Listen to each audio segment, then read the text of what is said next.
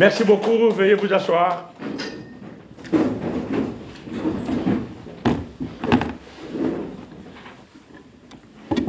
Je rends grâce à Dieu pour nos vies, à nous tous qui sommes ici présents aujourd'hui pour la gloire de Dieu.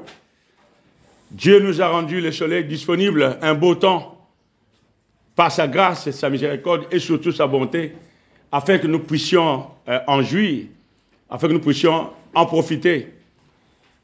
Raison pour laquelle vous êtes là aujourd'hui pour la gloire de Dieu. Veillez à acclamer notre Dieu pour sa gloire.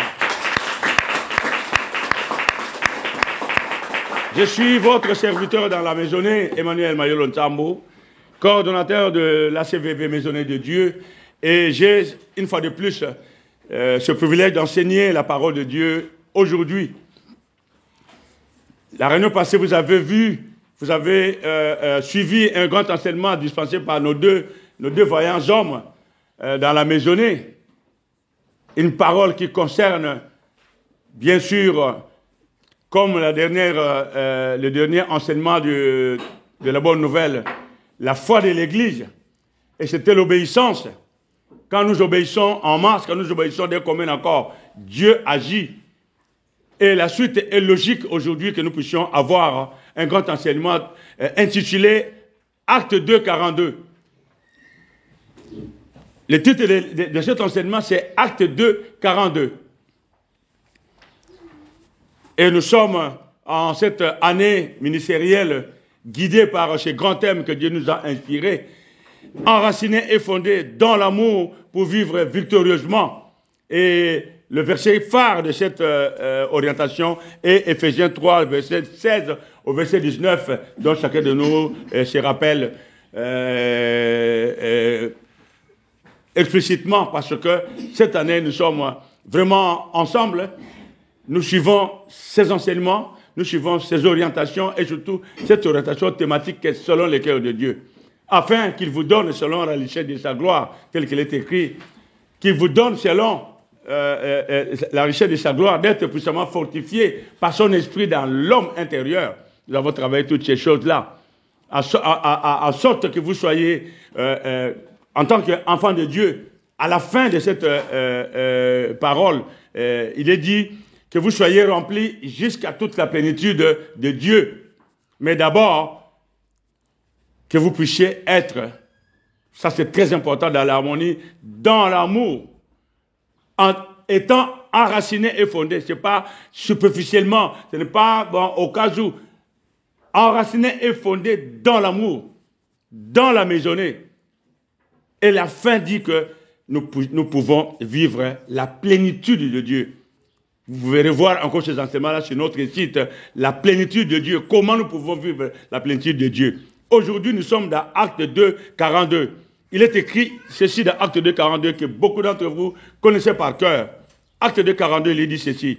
Il persévérait dans l'enseignement des apôtres, dans la communion fraternelle, dans la fraction de pain et dans les prières. Gardez votre doigt ici dans Acte 2, 42.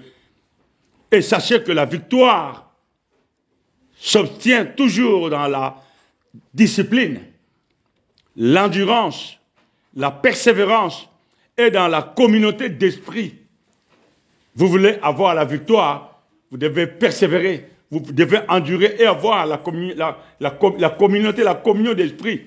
Tous les enseignements de ces derniers temps, si vous regardez bien, même les enseignements que j'essaie de croire Dieu dispenser concernant les mariages, c'est tout simplement pour être ensemble, pour garder l'union, la communion, depuis nos foyers, avec nos propres familles, jusque dans la maisonnée, pour vivre victorieusement. C'est ça la clé. Dieu est merveilleux pour nous guider chaque jour, pas à pas. Et nous devons savoir aussi que dans la vie, vivre est un processus continu. Nous vivons jour après jour. Et c'est un processus continu. Dont Dieu seul, il n'y a que lui qui est le maître de la vie. Il nous a donné le temps. Dieu est le maître du temps. Ce n'est pas nous qui disons qu'il va se lever le soleil, demain il va se coucher. C'est Dieu qui gère toutes ces choses-là. Il est le maître du temps. Mais nous, ces créatures qu'il a aimées et qu'il a formées, fait et créées hommes, nous sommes les gérants du temps. Nous gérons le temps. Et quand nous gérons le temps, si nous réussissons dans notre vie, gloire soit rendue à Dieu. Mais la victoire nous revient. Nous sommes comblés de gloire. Nous sommes comblés de félicitations des gens. Mais si nous échouons aussi, nous sommes responsables. Quand vous réussissez, vous ne direz pas que j'ai réussi parce que vous avez mis le paquet pour réussir. Si vous échouez aussi, c'est vous-même qui échouez. Vous êtes les gérants du temps que Dieu vous a donné. Et ce temps-là, vous en faites ce que vous voulez. Et nous sommes dans la maisonnée aujourd'hui. Nous travaillons acte de 42 pour vous montrer une fois de plus, dans la suite logique des enseignements que nous travaillons aujourd'hui, qu'est-ce que l'union peut faire? Qu'est-ce que la communauté d'esprit peut faire? Comment nous pouvons vivre cela en tant qu'enfants de Dieu? C'est vraiment important de travailler ces choses-là. Vous voyez? Et dans la vie, nous ne sommes pas seuls. Nous faisons partie des familles. Vous voyez? Acte 2, 42. Ça parle d'un groupe de gens. Vous voyez? Mais ces gens-là, comme nous faisons partie de deux catégories de familles. Moi, Emmanuel, qui vous parle ici, j'ai ma famille, mon épouse et mes enfants. Autant que vous aussi, vous avez vos familles, vos épouses et vos enfants. Cette famille-là, ça s'appelle famille. Mais la différence maintenant, c'est que cette famille-là, c'est le mot hébreu, mishpaha, M-I-C-H-P-A-H-A-H. C'est cette famille-là qui s'appelle mishpaha, qui concerne vous, vos enfants, votre famille, maman, papa, tante, ainsi de suite. Ça, c'est la famille. Il y a une autre famille dont nous faisons partie, la famille de la maisonnée de Dieu, qui est le mot hébreu, Baït, B-A-I-T. Vous qui êtes les assidus du temple, vous connaissez toutes ces choses-là, ce n'est qu'un rappel. C'est une autre famille dont nous faisons partie maintenant, comme là, nous sommes là, dans cette communion aujourd'hui, dans cette grande salle de Moissi Kramayel, où nous nous réunissons, nous sommes en famille. Et cette famille-là, c'est le mot Baït.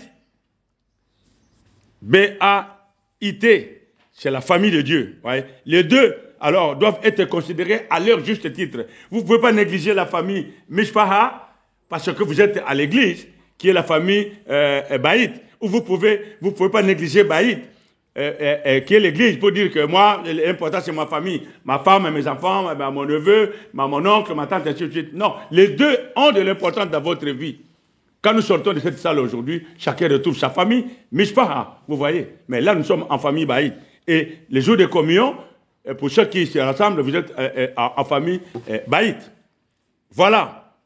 Maintenant, dans cet enseignement d'aujourd'hui, je vais travailler spécifiquement les 4 éléments qui composent ce beau verset de Acte 2, 42. Je relis encore pour vous Acte 2, 42. Il persévérait dans l'enseignement des apôtres, dans la communion fraternelle, dans la fraction de pain et dans les prières. Ensuite, je vais vous donner quelques aspects pratiques de vivre Acte 2, 42. Souvent, vous entendez dans les églises, dans le monde, dans les gens partout, ah, Acte 2, 42, Acte 2, 42. Mais est-ce que vraiment les gens comprennent réellement comment vivre Acte 2, 42? Tant mieux pour eux s'ils comprennent. Nous le savons, mais nous voulons nous rappeler la parole. Elle est toujours Kainos. Nous allons la recevoir encore aujourd'hui dans des prédispositions mentales nouvelles aujourd'hui.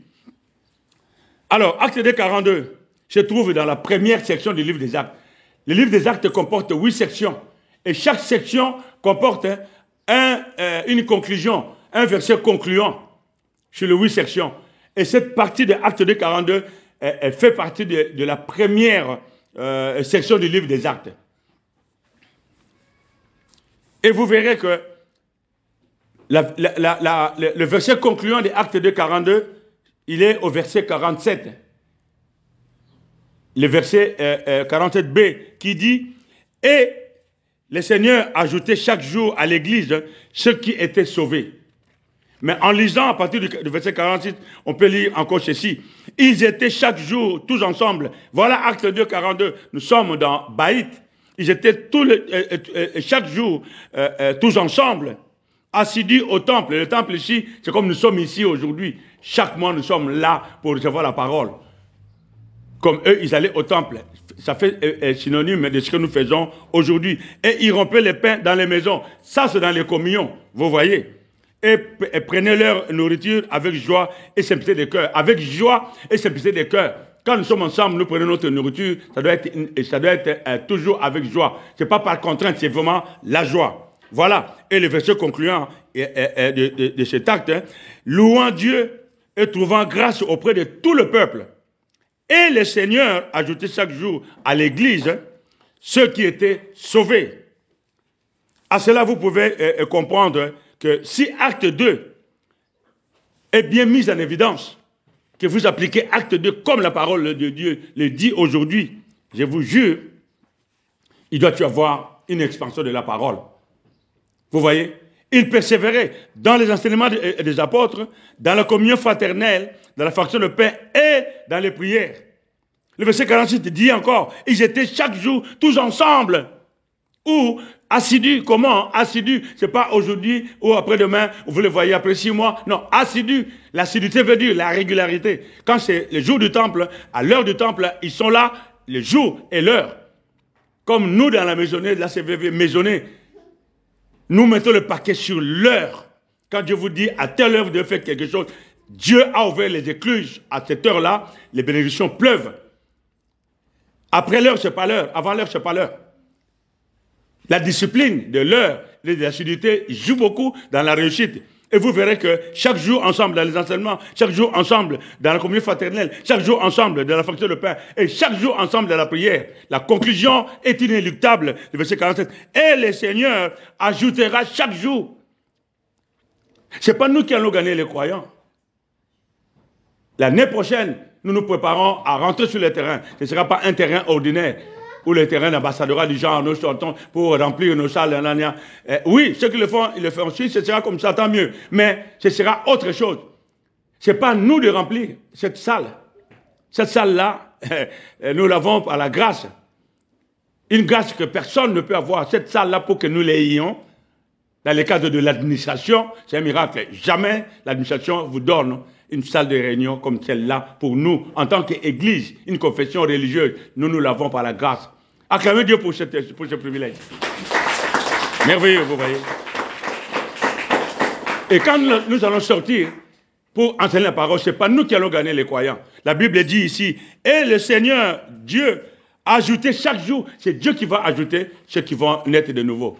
Nous avons le rôle que d'enseigner la parole. Voilà, maintenant nous décortiquons ce verset, acte 2, 42. Un verset pas trop long, mais qui renferme une grande vérité.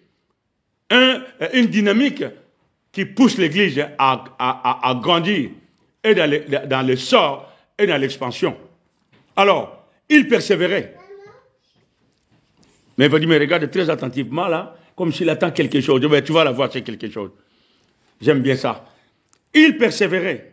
Persévérer veut dire persister, demeurer ferme et constant dans un sentiment, dans une manière d'être ou d'agir, dans une résolution. C'est ça que ça veut dire persévérer.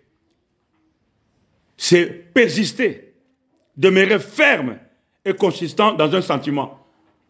La parole de Dieu dit aussi, rappelez-vous, dans Isaïe, celui qui est ferme dans ce sentiment, il assure la paix. Vous voyez? Celui qui persévère dans ses sentiments, il assure la paix. Dieu. Vous voyez? Il est constant dans un sentiment, dans une manière d'être ou d'agir et dans ses résolutions. Je pense que c'est de cette définition même que sortiront les clés pratiques pour vivre acte 2, 42, comme je vous ai dit. Je suis dans la première partie, acte 2, 42, et dans la deuxième partie, je vous donnerai quelques aspects pratiques pour vivre acte 2, 42. Mais de cette définition même, sortiront les trois clés que nous allons travailler ensemble. Voilà. Il persévérait. Maintenant, regardez bien, il persévérait dans les futilités, n'est-ce pas? Il persévérait dans des querelles, n'est-ce pas? Non. Ou dans les colportages, n'est-ce pas? Ou dans des distractions inutiles. à regarder la télé, à zapper ou dans les réseaux sociaux, n'est-ce pas? Non. Même si les réseaux sociaux n'étaient pas là encore à cette époque-là, même il n'y avait pas la télévision, sachez-le qu'il y avait des distractions, peut-être même plus nombreuses que maintenant, où ils pouvaient à chaque fois s'évader pour aller s'occuper de ceci, cela. À l'époque, ces gens-là aimaient beaucoup manger, vous savez, parce qu'ils étaient encore sous domination romaine. Rappelez-vous, à cette époque-là, les enfants d'Israël ils étaient sous domination romaine, mes gars. N'oubliez pas ça. Et les Romains, c'était des gros mangeurs. À cette époque-là, dans le monde, il n'y a pas mieux qui mangeait, il n'y a pas une race qui mangeait mieux que les Romains. Vous voyez? Mais ces gens-là n'étaient pas dissipés par rapport à ça. Ils persévéraient dans les enseignements des apôtres. Vous voyez? Donc, ils persévéraient, vous voyez, dans les enseignements. Ça, c'est la première chose. Ils persévéraient dans les enseignements. Aujourd'hui, moi, Emmanuel, qui vous enseigne ici, je ne suis qu'un porte-voix qui parle sur la montagne. Apprenez le chemin pour recevoir la parole de Dieu. C'est la parole de Dieu que je vous enseigne. Vous voyez? Je vous exhorte à demeurer ferme et constant dans la parole de Dieu. Il persévérer, persister, demeurer ferme dans la parole de Dieu. Vous voyez? Persister dans les enseignements et dans votre présence à l'église. Ils étaient tous assidus au temple, vous voyez? Ils persévéraient au temple. Et dans les enseignements, ils étaient toujours au temple. Ne loupez jamais vos enseignements. Ne loupez jamais vos communions. À la rentrée, nous allons réorganiser les communions. Il y a un temps pour tout. Le temps où nous sommes là en train de voir comment nous allons bouger, qui va faire quoi. À la rentrée du mois de septembre, nous réorganisons les communions. Aujourd'hui, nous voulons vivre la parole. Nous ne voulons pas faire de la figuration. Nous ne voulons pas faire de l'autostoppeur. Nous voulons vivre la parole. Et vivre les victoires. Un enfant de Dieu doit vivre une vie victorieuse. Vous voyez? Donc, nous devons persévérer dans notre présence dans nos églises. Un croyant est plus fort quand il bouge d'un commun accord dans une assemblée. Ah, moi, je connais Dieu, moi, je suis tranquille. Moi, ces églises-là, ils m'ont tellement déçu, je préfère rester seul. Ok. Eh bien, écrivez votre Bible et mettez un passage à cette place-là. La parole de Dieu dit, ils persévéraient tous ensemble. Vous voyez, ils étaient assidus dans les temples, dans les églises. C'est simple, même dans la vie. Nous formons un groupe. Nous avons la victoire, nous avons une force, comme le feu. Le feu produit de l'énergie. Quand vous mettez des bûchers dans le feu, il y a le feu. Mais prenez un seul bûcher et vous le sortez du feu. Comptez jusqu'à 5. Il va s'éteindre. Vous voyez? C'est comme nous. Quand nous quittons les églises, nous sommes faibles. Nous sommes des hommes, nous sommes des humains. Nous pouvons avoir des faiblesses. Mais dans la foi de l'église, rappelez-vous l'enseignement sur la foi agissante de l'église. Je peux être faible aujourd'hui, je viens à l'église. Je suis chauffé, je suis réchauffé, je suis réconforté par la force de l'église, par la croyance de mes bien-aimés, et j'avance. Mais si je suis seul, c'est comme dans la jungle. Les lions n'attaquent que... Est-ce que vous avez déjà vu un lion qui voit un troupeau et il rentre dans le troupeau directement? Jamais. Remarquez bien. J'aime bien regarder tout ce qui concerne les animaux. Ce sont les méthodes aussi que l'adversaire utilise beaucoup. Parce qu'il est là que pour dérober, égorger et comment détruire. Vous voyez? Les lions dans la forêt, quand ils voient le troupeau, ils viennent, ils rampent, ils s'abaissent, ils regardent. Ils regardent bien, ils disent, ah, il y en a un qui est malade. Quand je vais faire le soukouma, comme on appelle ça, dans un langage que beaucoup peuvent comprendre aujourd'hui, sur certains, ils vont épiler. Ils vont attraper l'herbe, chacun va aller où il veut, et il va attaquer le faible. Et il y a aussi ceux qui veulent toujours se mettre à côté. Les gens, le troupeau est en train de brouter ici, lui il veut toujours aller à côté. C'est comme si là, l'herbe est plus sucrée que là où les autres sont en train de brouter. Eh bien, les lions aiment ces gens-là. Quand tu vas faire le mouvement, tous ils vont fuir d'un côté et lui, sur un certain, il va aller ailleurs. Ce sera une proie facile pour les lions. Vous voyez? Donc, attention. Soyez toujours ensemble dans vos assemblées. Et vous serez plus fort, vous voyez. Lisez beaucoup et écoutez beaucoup la parole de Dieu. Vous voyez, pour vous édifier. C'est très important. Je suis dans les enseignements là. Vous voyez. Il est dit aux enseignements des apôtres. Ils persévéraient dans les enseignements des apôtres. Apôtres ici, ça veut dire que c'est eux à qui Dieu avait donné la responsabilité de conduire les églises. Les apôtres à qui Dieu avait donné ce ministère de l'enseignement. Vous voyez, c'est comme nous aujourd'hui. Moi qui vous enseigne ici, j'ai cette responsabilité d'enseigner la parole.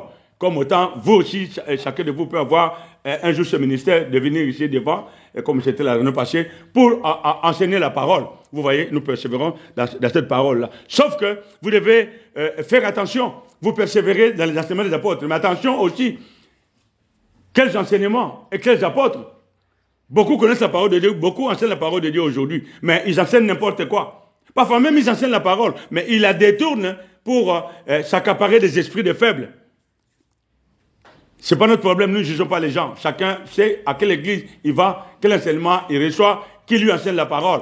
Doit-on diviser ou pas, c'est son problème. Mais nous sommes sûrs et certains que nous sommes dans la CVV maisonnée, nous recevons la parole doit-on diviser. Car nous avons une certaine expérience, un certain âge dans la parole de Dieu pour comprendre la vérité. Mais la vérité, elle est toujours nouvelle. Nous apprendrons toujours la vérité. Personne n'a le monopole de la vérité. C'est tout simplement que chacun de nous doit reconnaître ces hommes qui vont enseigner la parole. Matthieu 7, verset 20 dit ceci. C'est donc à leurs fruits que vous les reconnaîtrez. Que vous reconnaîtrez les bons pasteurs qui enseignent la bonne parole et qui encadrent réellement la maisonnée. Vous voyez? Vous les reconnaîtrez par leurs œuvres. Ce n'est pas le sujet de notre enseignement. Nous pouvons avancer tout simplement. Tout ceci, c'est dans le style de vie. Il persistait dans les enseignements des apôtres. Maintenant, il persistait aussi. Il persévérait aussi dans la communion fraternelle. Ça, c'est le deuxième élément. La communion fraternelle. La communion fraternelle, c'est le mot koinonia en grec. Koinonia, K-O-I-N-O-N-I-A. Ce mot veut dire, c'est la relation dans laquelle deux ou plusieurs parties ou plusieurs choses sont impliquées, sont en communion. C'est ça que ça veut dire, la communion. Deux ou trois personnes, deux ou trois choses qui sont ensemble en communion pour agir pour un même but. C'est ça que ça veut dire la communion. Le mot grec est koinonia. Koinonia. Ça veut aussi dire une association. Vous voyez? La communion, c'est une association. C'est comme être en communion avec Dieu ou avec le Seigneur. Vous voyez? Je m'associe, je suis associé à Dieu pour vivre sa parole. Vous voyez, j'adhère à la parole de Dieu. Je suis en communion avec Dieu. J'adhère à ce que Dieu me dit de faire et je récolte les résultats. Vous voyez, ça c'est la communion. Vous voyez, il s'agit ici alors d'une relation entre les frères. Ici, on parle de la communion fraternelle. C'est de la relation entre les frères. Le mot fraternel sort du mot frère. Vous voyez, c'était une relation entre les frères qui ont tout en commun. À cette époque-là, ils vivaient dans la communion fraternelle. Rappelez-vous même, la Bible dit que certains vendaient même leurs biens et ramenaient l'argent. Ils vendaient leurs biens et ramenaient l'argent au pied des apôtres. Et les apôtres pouvaient voir qui était dans les besoins et distribuer. Mais leurs biens qu'ils vendaient, c'était le superflu. Ils ne vendaient pas leur maison. Je ne demande pas à Nolf de vendre sa maison aujourd'hui pour amener l'argent ici. Il en a besoin. Mais ils vendaient tout ce qui était surplus. Ils avaient beaucoup de terrains, à l'époque c'était plus de bêtes, de terrains, de ceci, cela. Ils vendaient tout ce qui ne leur servait pas, tout ce qui était en plus.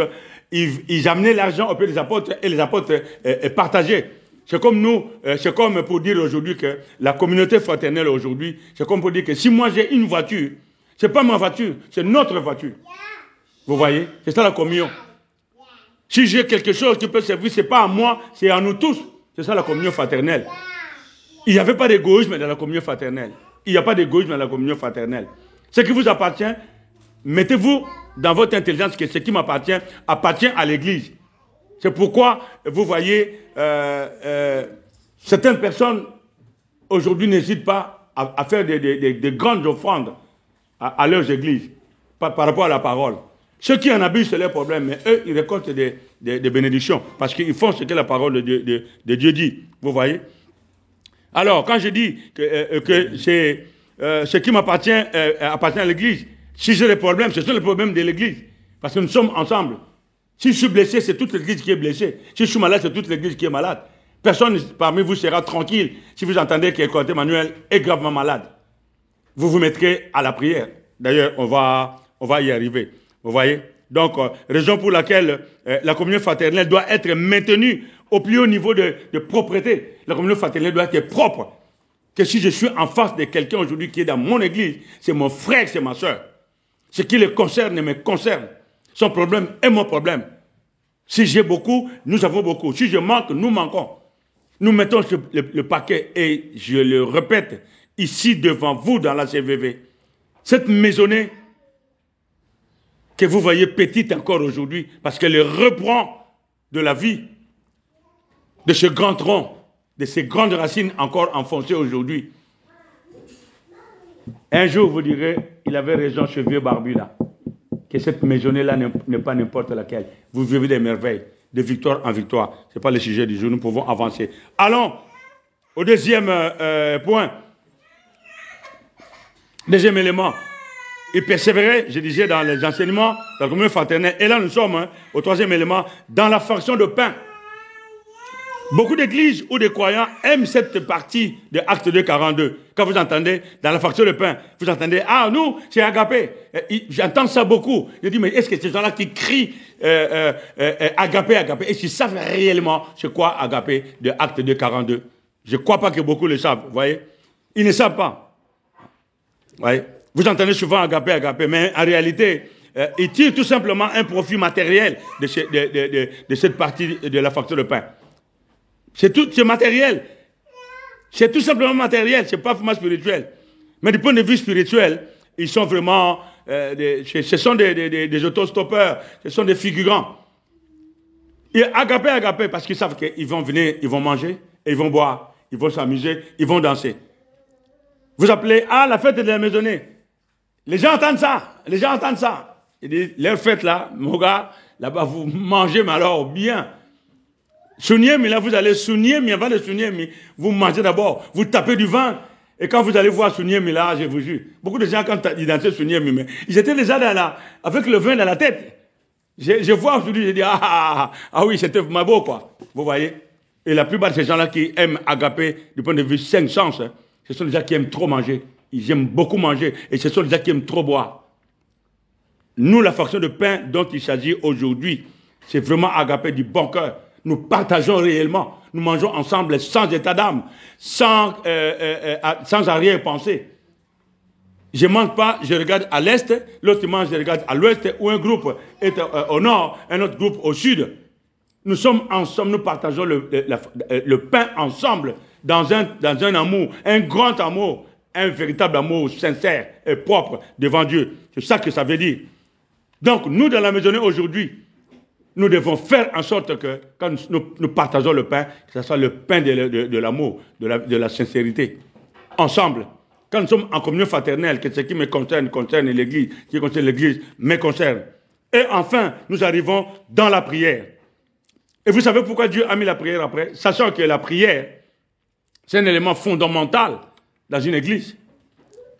Un élément important dans la vie des croyants ou d'une Église. Mais Dieu l'a mis en dernier. C'est par hasard, n'est-ce pas? C'est par hasard que la prière vient en dernier. Les enseignements, la communion fraternelle, la fraction de pain et la prière. Pourquoi la prière n'est pas venue avant? Parce que c'est la prière qui est la base. Ce n'est pas un hasard. Le mot hasard n'existe pas avec Dieu. Dieu sait pourquoi. Vous voyez? Parce que sans les 3 éléments précités, vous pouvez beau prier, il n'y aura pas d'impact. Il n'y aura pas ni d'essor, ni d'expansion. Vous voyez? Sans les enseignements pour vous faire des hommes faits, solides, costauds, qui mangeaient la chikwang, sans la communion fraternelle, où vous êtes ensemble, sans parti pris, sans critique, sans colportage, sans rancune, si vous partagez le pain dans la joie, alors quand vous priez, rappelez-vous l'enseignement, le lieu qu'ils occupaient a fait quoi? Quand ils ont élevé la voix à Dieu, le lieu qu'ils occupaient a fait quoi? Le lieu trembla. Voilà la prière. Parce qu'ils étaient ensemble, d'un commun accord. Même langage, même esprit. Et quand ils ont prié, la prière vient après. Vous voyez? quand tous ces éléments-là, les 3 éléments sont réunis, quand vous mettez la prière, moi je vous jure et je vous garantis qu'on vous montrera du doigt. On vous dira, ces gens-là, faites attention, ce n'est pas n'importe quel gens. Jusqu'à aujourd'hui, chacun de nous a son témoignage propre. Ne vous minimisez pas, mes bien-aimés, ne vous minimisez pas. Ne croyez pas que pour que vous soyez un croyant, il faut que vous voyez prier au coin de la rue, prier ou enseigner dans le métro, ou faire quoi que ce soit. Non! À 3, 4, ou toi seul, Dieu te connaît. Tu bouges, Dieu te connaît. Et les gens qui ont le Dieu pour voir, ils vont le voir, ils vont vous le dire. Et j'arrête pas de le dire. Ce n'est pas que nous nous vantons de ce que Dieu fait pour nous. Loin de là.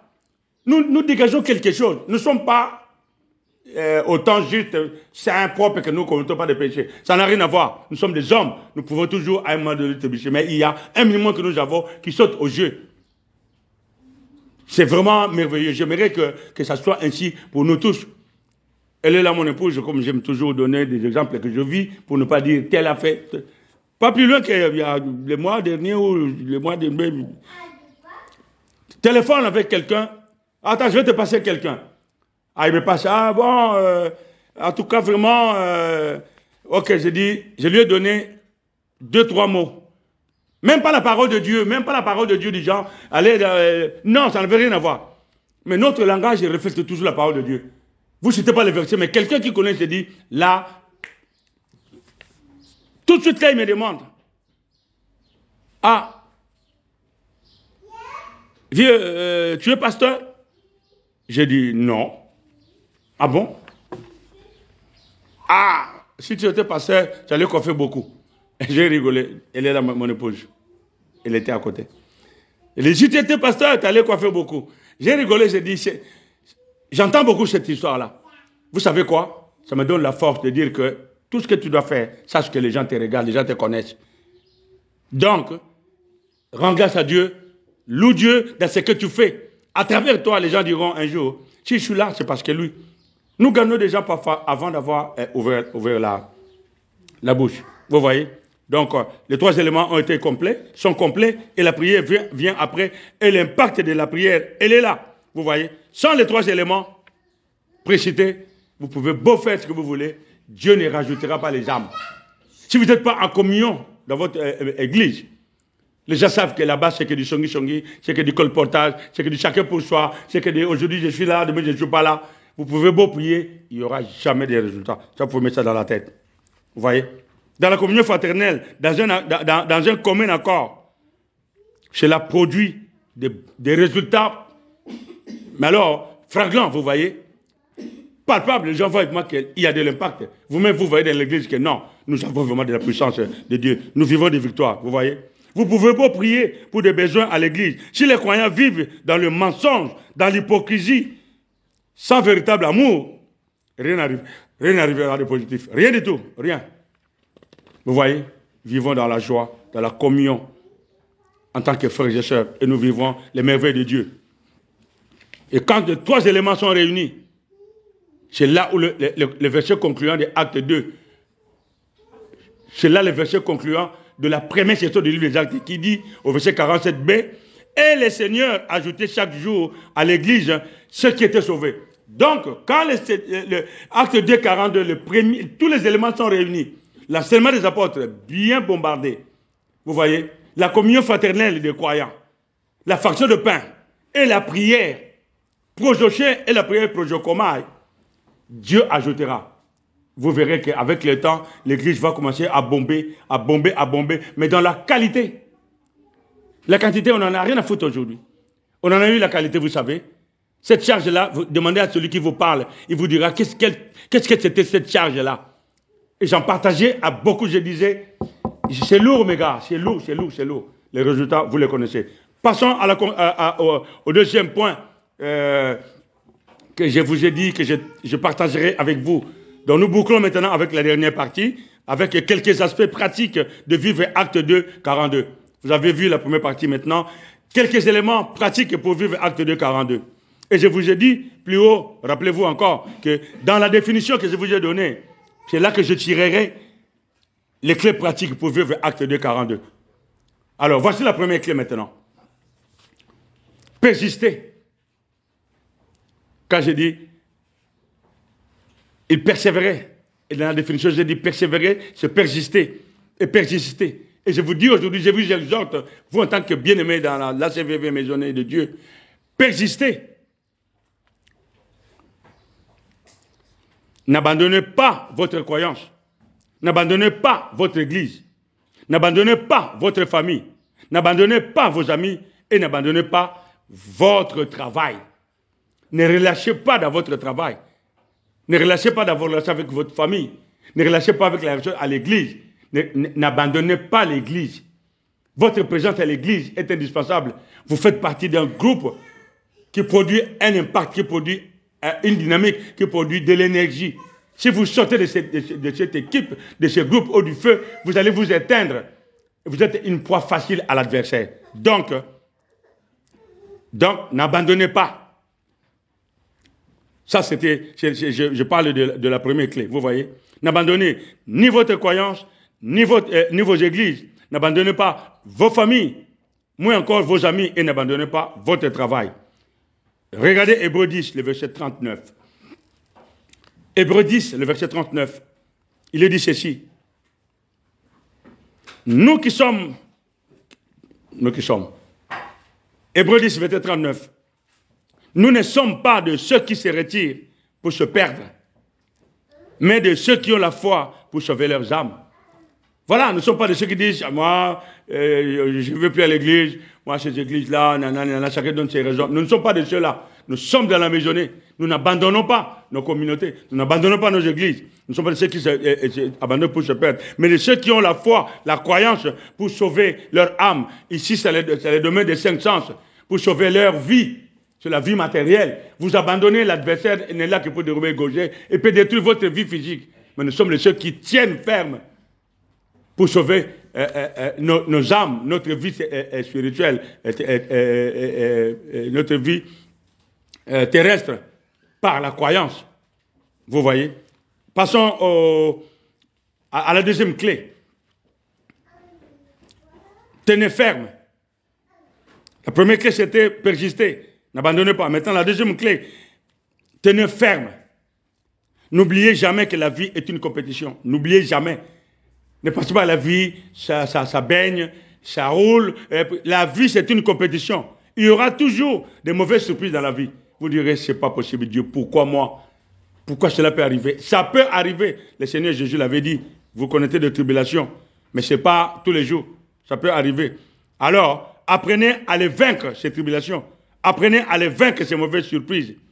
Ne soyez pas trop pleurnicheurs. Au moins, les mouvements, Seigneur, pourquoi tu m'abandonnes, Papa Céleste? Moi qui suis...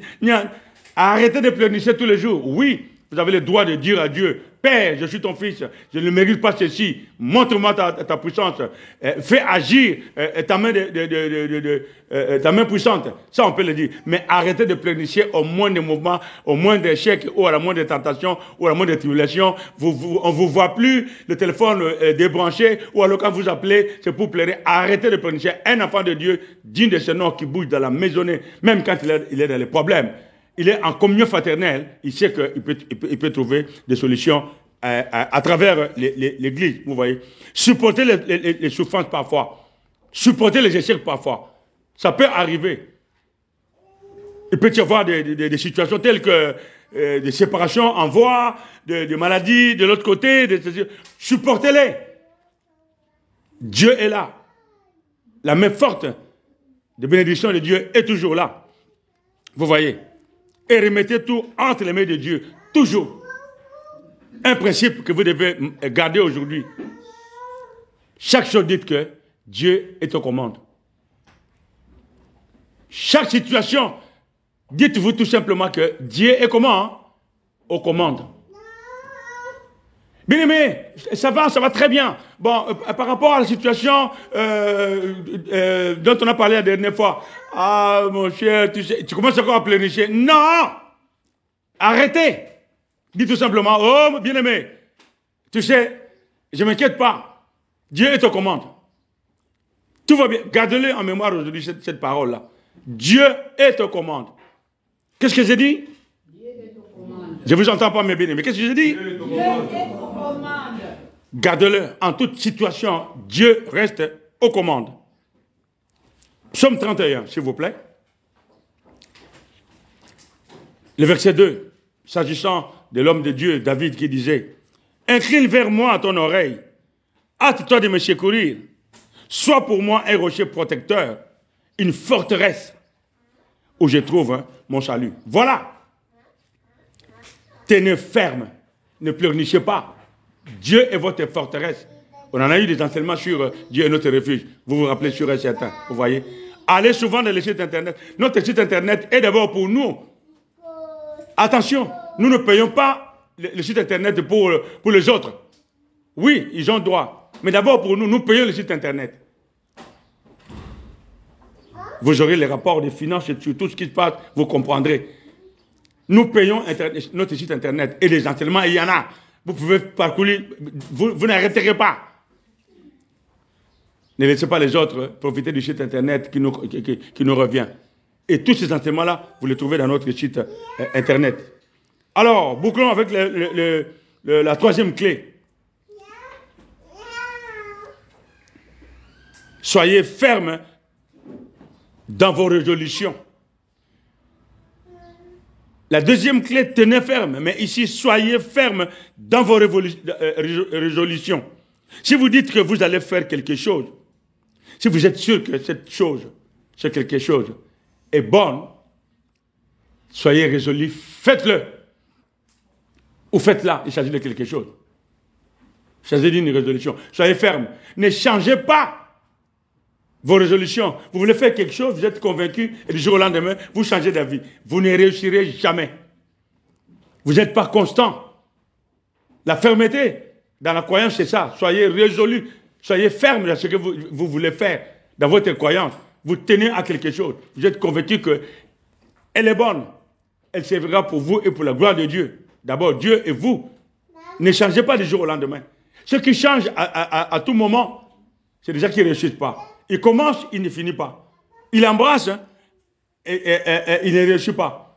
Ou il embrasse trop, il est très mal et il se retrouve avec rien. Attention, attention. Vous voyez? Soyez résolus à faire ce que vous vous êtes décidé à faire. Si vous changez d'avis à chaque fois que vous prenez une décision, vous ne progresserez jamais. 2. Choisissez vos amis. Choisissez votre compagnie et choisissez votre église. C'est très important. La communion fraternelle, acte 2, 42, c'est là où nous sommes encore. C'est une clé. Choisissez vos amis, choisissez vos églises. Vous ne vous mettrez pas en communion fraternelle avec des gens qui ne marchent pas selon Dieu. Vous ne partagerez pas votre pain. Vous ne mangerez pas avec les voleurs, les voyous et les gens qui sont en train d'hypnotiser les gens dans les églises. Avec des gens qui ne voient que des sorciers partout, qui divisent les familles, qui divisent les couples. Non, choisissez vos amis, choisissez vos églises. Le jour où vous voyez que celui qui vous conduit dans cette église-là, la CVV Maisonnée, ne marche pas bien, je vous dis, n'attendez pas. Fouillez. C'est pas à cause de la barbe du coordinateur Manuel qui est là que j'aime bien sa barbe. Dès que je vois cette barbe, je suis content. Et je vous fais avaler la salade. Je suis désolé, c'est votre problème. Fouillez. Cette barbe-là, c'est rien de tout, ce n'est qu'une apparence. Vous voyez, choisissez vos amis. Montrez-moi avec qui vous êtes en amitié. Je vous dirai qui vous êtes. Un croyant qui passe son temps avec des gens peu recommandables. Mais vous allez persévérer en quoi? Dans n'importe quoi, dans des futilités. Vous partagez votre temps avec les gens qui se saoulent la gueule. Vous allez persévérer en quoi? Dans la cuite. Choisissez vos amis, mes bien-aimés, et choisissez votre église. Là, vous avez fait un choix, vous êtes dans la CVV Maisonnée de Dieu. C'est un bon choix. Regardez comment nous sommes luisants. Nous sommes là tranquilles. Nous partageons le pain. Nous sommes en communion fraternelle. Qu'est-ce que vous croyez que nous avons encore besoin? Et maintenant, c'est la fin. Si nous bougeons dans ces trois éléments, et la prière dedans, j'ai conclu, il manquera de la place ici. Il manquera de la place. Nous allons dire à M. le maire, nous sommes désolés, mais en tout cas, nous devons partir parce que donnez-nous plus grand ou alors nous allons partir. Nous serons encore là et nous donnerons de la place. 1 Corinthiens 15. s'il vous plaît. Nous bouclons cette affaire-là. 1 Corinthiens 15, le verset 58, il est dit ceci. Ainsi, c'est une grande conclusion. Je n'aurais même pas besoin de continuer à parler, ça ne sert à rien. Ainsi, mes frères bien-aimés, je suis dans 1 Corinthiens 15, le verset 58. Ainsi, mes bien-aimés, soyez fermes, inébranlables, travaillant de mieux en mieux à l'œuvre du Seigneur, sachant que votre travail sera inutile dans le Seigneur, n'est-ce pas? Non. Sachant que votre travail ne sera pas vain dans le Seigneur. Votre travail sera rémunéré par le Seigneur. Voilà, ce verset conclut mon enseignement. Je n'ai pas besoin d'aller plus loin. Votre travail et tout ce que vous faites pour Dieu et pour vous-même et pour votre famille. C'est ça votre travail. Il ne sera pas vain dans le Seigneur. Vous le faites pour vous, pour vos amis, pour l'Église, pour votre famille. Il ne sera pas vain dans le Seigneur. Dieu voit dans la communion fraternelle. Les enseignements vous disent de donner, d'aimer, de pardonner, de faire ceci, cela. Tout cela, quand vous le faites, ce sont les enseignements. Dans la communion fraternelle, avec les bien-aimés, vous partagez tout. Ce qui m'appartient appartient à tout le monde. Je suis en manque, tout le monde manque. J'ai des surplus, je partage. J'ai un problème, les gens sont avec moi. C'est ça. Si vous faites tout cela avec amour de Dieu, votre vie sera victorieuse. Vous voyez? Si vous le faites, votre vie sera victorieuse. Et si votre vie est victorieuse, si moi ma vie est victorieuse, la vie de Koueme est victorieuse.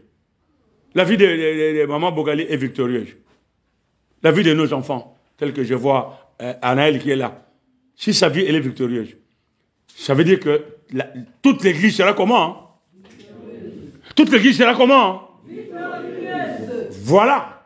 C'est ça que nous voulons aujourd'hui. Et quand l'église est victorieuse, c'est là où la conclusion est que, c'est le verset 47. Et le Seigneur ajoutait chaque jour à l'église ceux qui étaient sauvés. Cette victoire amènera les gens à venir. Ah, moi je vais prier avec vous. Ah, moi je vais être avec vous. Parce qu'ils voient les témoignages. Ils voient l'amour que nous manifestons les uns les autres. Ils voient comment nous mangeons ensemble. Ils voient comment nous dansons ensemble. Ils voient comment nous nous supportons ensemble. Quand quelqu'un est dans les besoins, nous voyons comment les gens se cassent un morceau pour combler ses besoins. Voilà ce que j'avais enseigné aujourd'hui, bien-aimés, pour que dans la CVV maisonnée, croyez en cette parole, car elle vient de Dieu. Dieu Tout-Puissant, je te loue, je te rends grâce pour ta parole, Papa Céleste. Merci pour cette parole merveilleuse que tu nous donnes encore aujourd'hui. Un grand rappel. Toujours dans la communion fraternelle, un grand rappel dans l'église dynamique, que nous devons être ensemble et persévérer dans la parole et rien que dans la parole. Nous devons persévérer dans la communion en tant que bien-aimés, en nous aimant les uns les autres, en partageant réellement tout du fond du cœur. Nos bonheurs sont les bonheurs à tous, nos malheurs sont les malheurs à tous. Et dans la fraction de pain, quand nous mangeons ensemble, sans hypocrisie, sans arrière-pensée, que nous mangeons vraiment ensemble. Et dans la prière, Papa Céleste, quand nous prions, chaque endroit que nous occuperons tremblera. Et l'écho ira loin et les gens viendront pour dire que nous avons entendu l'écho et nous sommes venus. Nous leur dirons, croyez en Dieu, croyez en Jésus-Christ, soyez sauvés et vous irez au paradis et vous vivez la vie éternelle. Tout cela, Papa Céleste, nous sommes capables de le vivre. Merci pour ta parole qui ne rentre jamais en toi sans avoir accompli tes desseins. Bon retour à tes enfants qui se sont déplacés aujourd'hui dans cette grande maisonnée. Tu prends soin d'eux, tu prends soin de leur famille, autant que tu prends soin de toutes nos familles terrestres. Papa Céleste, merci pour l'État qui nous accueille, pour l'État qui dirige nos vies terrestres. Tu donnes à tout ce monde de bonnes résolutions pour que nous puissions mener une vie paisible et quiète dans ce pays, dans le pays où chacun de tes enfants a mis ses pieds. Merci pour toutes choses les meilleures que nous remettons entre tes mains saintes, au nom puissant et glorieux de notre Seigneur de gloire Jésus-Christ. Nous te disons tous Amen. Amen.